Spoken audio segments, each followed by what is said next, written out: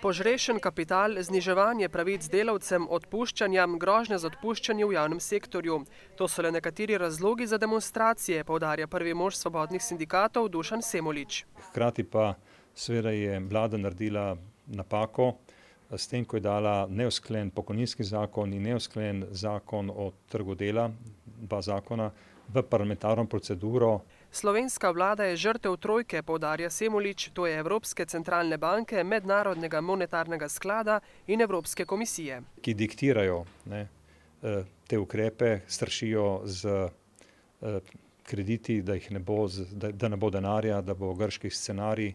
Koliko ljudi se bo odpravilo na demonstracije iz jugovzhodne Slovenije, zaenkrat še ni znano, saj prijave zbirajo do torka. Avtobusi bojo kot običajno šli tako iz Bele krajine, Črnomlja, Metlike, preko Novega mesta naprej do Ljubljane, Novo mesto Trebnje, pa Miranska dolina, pa iz Posavja, Brežice, Krško, Sevnica. To bo pač klasično delavsko zborovanje, demonstracije, kot so pač po vsej Evropi. Tukaj se mi ne bomo razlikovali od drugih naših sindikalnih kolegov, bodisi v Italiji, Nemčiji, Avstriji, Španiji.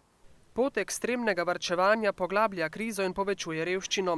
Več kot 273 tisoč Slovencev namreč živi pod pragom revščine, dodaja Semolič.